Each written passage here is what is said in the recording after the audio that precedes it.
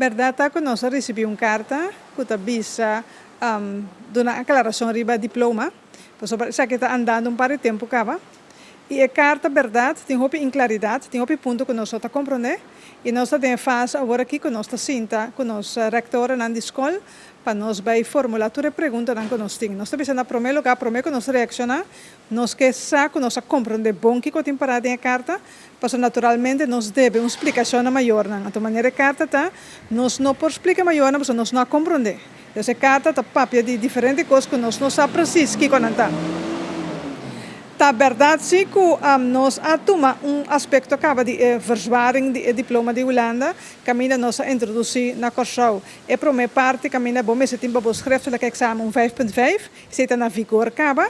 E estava da pendente é outro papini camina que nós temos um kernvakkenregeling, que tá bisa que tem três vakken que mais importante para muito tá seguir estudia.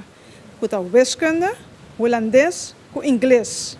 Então, tem três vakken aí, para não ter solamente 5 para pôr slag.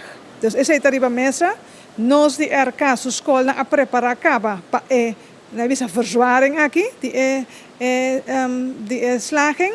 Nós em que acaba de nós fazer meio para ter conta com que nós muito na classe mais bom e nós a possibilitar também que nós está escolher para queda para nós importante tá para diploma de curso queda gelijkwaardig na de Holanda.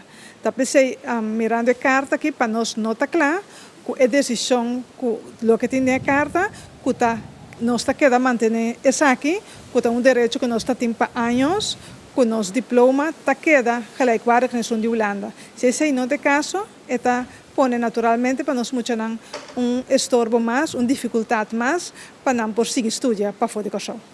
Agora, senhora Miranda, a situação maneta agora aqui também pede claridade na minister, pero me te imaginami que o maior dan a começar a ser cabo, estancaba, etc.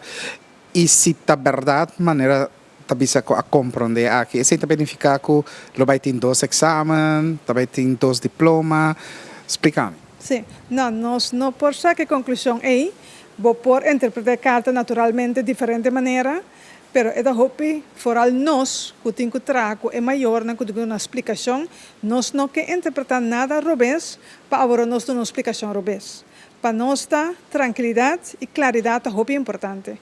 Para ser processo bastante sério, maior anta de intenção, bastante tempo acaba para uma decisão e a carta que é submessa, turma rectora na bel mesora bisa senhora, a mim nós aqui como tenho bisa maior não.